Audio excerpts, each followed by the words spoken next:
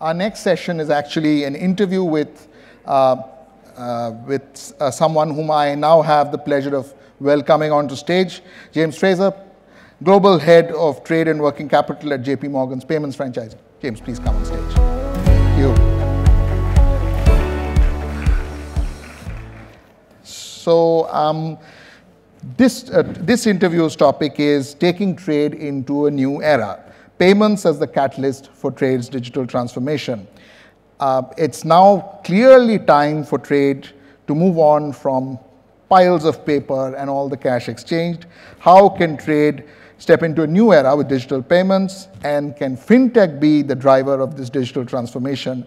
And then, of course, how does e-commerce figure in all of this? So to start off, James, could you sort of quickly characterize the lending gap that exists within current global supply chains? And why are MSMEs or MISMEs, small and medium businesses, disproportionately plagued by such lending gaps? Okay, thanks, Swaroop. And I know it's obviously a very wide topic. We have a short amount of time. We've got a break coming. There's a banker on stage. Eyes usually glaze over, at least that's what I do. So we'll try to keep it lively. It is a topic I feel passionate about. You know, I think the Asian Development Bank publishes, based on survey results, a trade finance or working capital gap. And the way they measure that is through this survey, looking at all the import-export activity, what is the aggregate amount of demand versus the available credit. And the numbers are large. So as of 2023, it's estimated to be 2.5 trillion, which is up from 1.5 trillion in 2020 when COVID hit. So you have this, obviously growing need for credit to finance working capital. At the same time, you've got rising interest rates, you've got tightening credit conditions, and credit is ultimately what fuels growth. And if you look at small and medium enterprises, this is why I'm passionate about it, they drive 70% of net new job creation, right? And they are really the key driver both in developed and emerging markets of GDP growth. So it's essential that they have access to credit, and I would say we're at a point where that gap, despite a lot of innovation, a lot of headlines, that gap continues to widen, and we're sort of at a precipice now where some of these pressures, again, around credit interest rates are becoming more acute, which is going to increase the need for focus to address the issue. So having sort of characterized that gap, what are banks, like yours, for instance, with a global presence and network, doing to reduce or alleviate the supply chain financing disparity that exists between, say, a very large multinational corporation and SMEs? And how will bridging this gap actually raise supply chain resiliency? Okay, so I'll cover it in two ways. One, I kind of focus on what we do well. And JP Morgan, along with many of our peers, we are critical to financing what is currently done in the trade finance market, which is roughly 7 trillion of turnover financed annually. So not a small number. And if you think behind that number, the amount of increasing regulatory complexity, operational costs, inflation, technology cost inflation, those numbers run much hotter than the actual growth in overall trade finance. So it puts pressure on the banking system. But I think that as an industry, we recognize the importance for our large enterprise clients of providing these services. And I think at the same time, has been a lot of innovation that the industry deserves credit for to help the SMEs and overall ease that burden of working capital. So a very tangible example, gets a lot of coverage, is supply chain finance as a solution. So you have, within that 7 trillion, roughly half is financed on documentary letters of credit. The other half is invoice-based financing. All the solutions generally post-shipment. If you look at supply chain finance, that's grown from effectively 0 15 years ago to roughly 500 billion of turnover financed in the last year. What that does is it doesn't actually increase the availability of credit, but it provides significant interest rate benefits to those small and medium enterprises. So the the cost of capital decreases, but the availability doesn't really change. So I think this is where I'd say the industry has a lot of work to do, is if you look at what banks put out, fintechs put out around potential solutions to address this gap. As an industry, we are long press releases, and we are long, shiny objects that can be utilized to address these core issues or that core gap, and we're short actual dollars deployed, and that credit availability remains within a very tight band. I want to sort of stay with this theme of extending financing to small companies. How can banks actually do this in practice?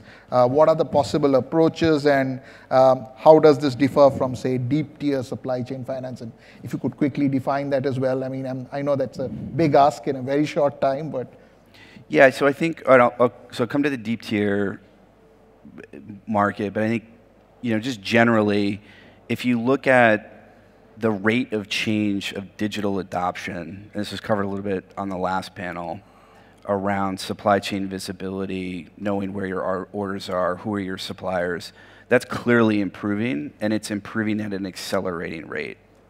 And to ultimately address that demand for credit and to do it at an efficient cost, you need that data to continue to uplift, and it has to be done. It's not sort of a top-down approach, which I think is where deep tier comes in, where you have this sort of great idea.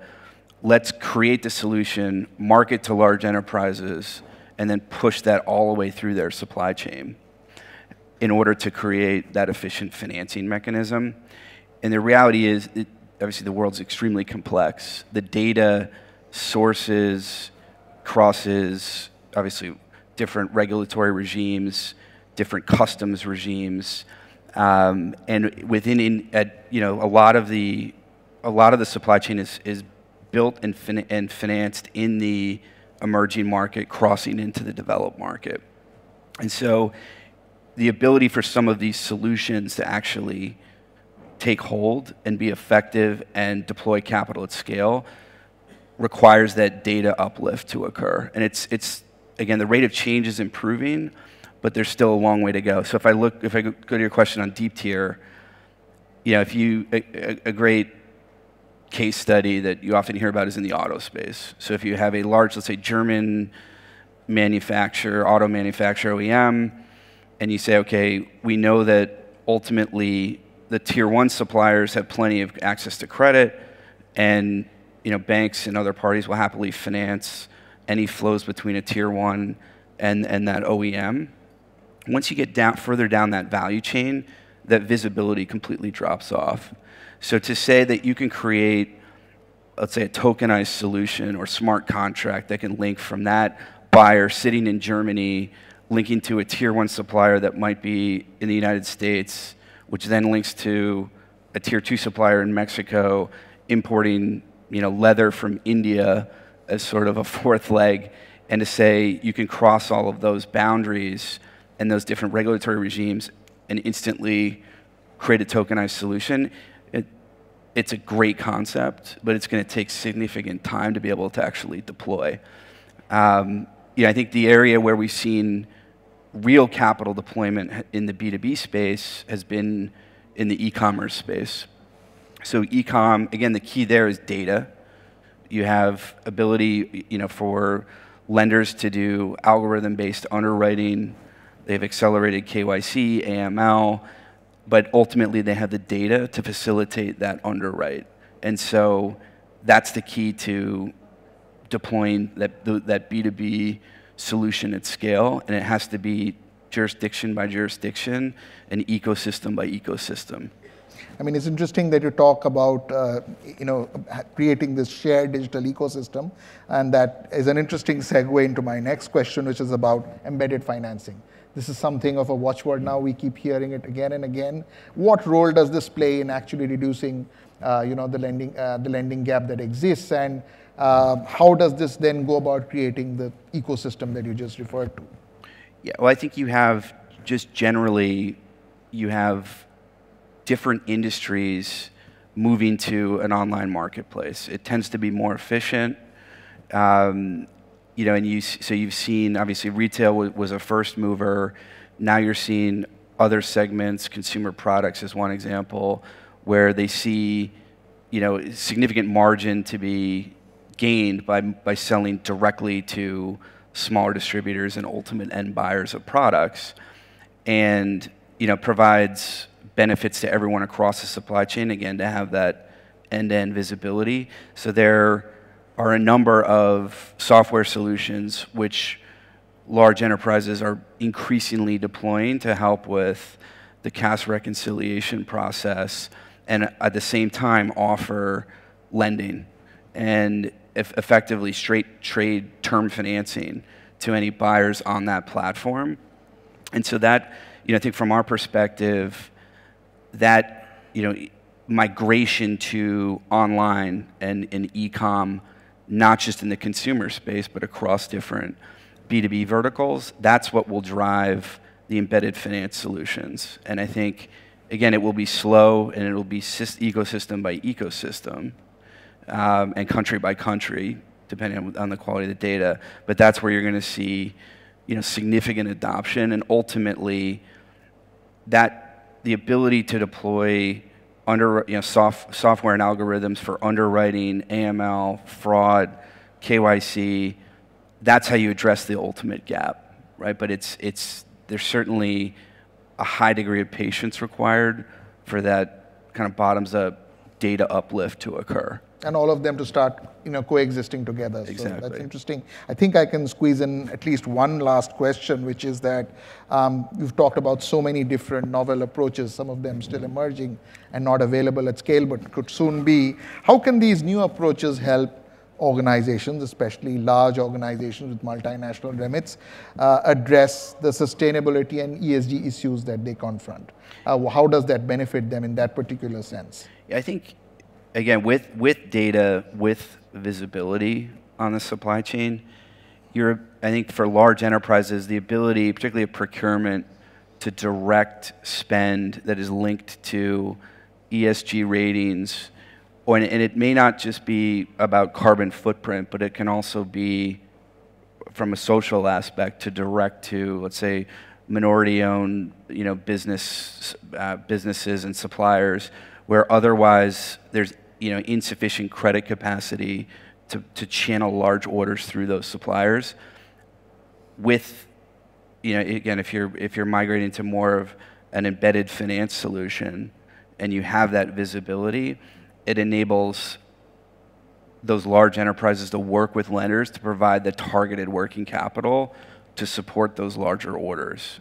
So the impact, again, it's going to be gradual over time, but I think that's where you're going to see the greater impact, is that, and it obviously ties into resiliency as well, but I think the discretion will increase, you know, that procurement has in terms of where the spend goes, whether that's for risk mitigation or for because you ESG link goals. Have that level of visibility to do that. Yeah. So that's interesting. I think questions from the audience, if any. I think there'll be quite a few. Yes, I can see at least one hand up.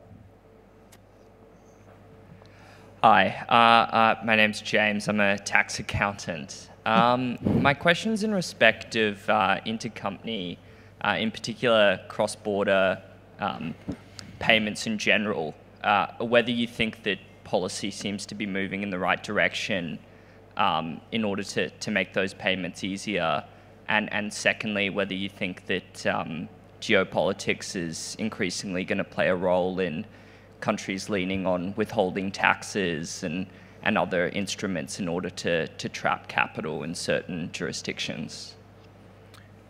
I mean, it's a very good question. I think I'd have to consult a tax and accountant to help construct the answer. But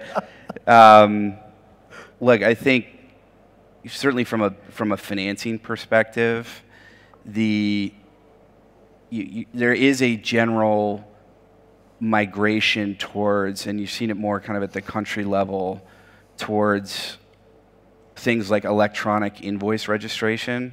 So this doesn't hit your intercompany angle, but the ability for, and Brazil's, I think, the latest country that's moving this direction, the B2B space, but the ability to have invoice tracked between all buyers and sellers, and then effectively transfer and or to attract ownership and track ownership of any transfer of those invoices, whether they're being financed, and it could be financed across multiple parties, that ultimately has a benefit from a tax perspective, but also, again, it comes back to the earlier point just around data adoption. And if you look at markets like Chile that have followed a similar regulatory approach, and it starts from a tax angle, but ultimately it opens up the market for financing. And so you see migration from more sort of supplier-led, higher rate factoring activity towards more buyer-centric, a significant amount of rate compression, because ultimately with every individual invoice, you know who's accountable to pay and at what rate. And so that is happening, I think, more organically, and often there's a fraud element to, or fraud risk there's fraud risk management element to it. But ultimately, I think from a country perspective, you'll continue to see the rollouts of similar invoice tracking mechanisms in order to basically crack down on any tax leakage. But that, for the trade finance market, presents significant opportunity. I think, yeah, we can allow one last question. Yes, please go ahead. Hi, my name is Gerhard Kolter-Herberg. I'm an academic scholar, and we're looking at the lending gap. And one of the hypotheses we try to understand is why there is not more market-based credit in trade finance. And so from your point of view as a banker, what stops you from changing your model into a originate to distribute model?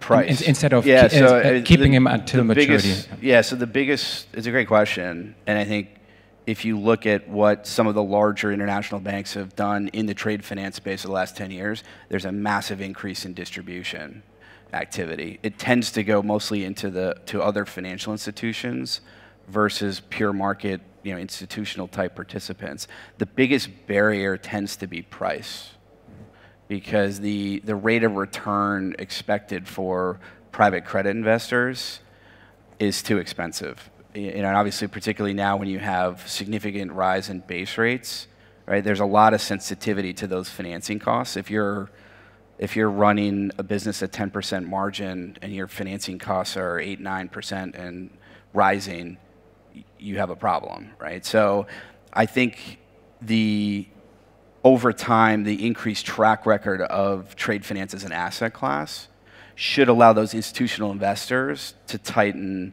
their return hurdles, and that would allow for greater deployment. I think if you look at the embedded finance, some of the embedded finance solutions and market participants in the B2B space, there is a lot of private capital that's deployed. It tends to be pretty efficient because the track record has been established over multiple years and the data quality is so good. But that works for merchants selling on e-com platforms. If they have a 50% gross margin and their financing costs is at an APR of 20%, which is in the right ballpark for a lot of those types of loans, it still works.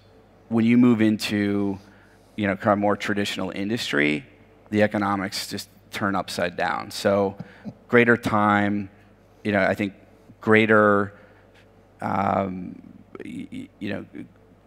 data needs to be shared across that institutional client base. And I think, pockets like insurance, which is, insurance capital, which is placing, you're seeing increasingly deployed by some of these private credit funds.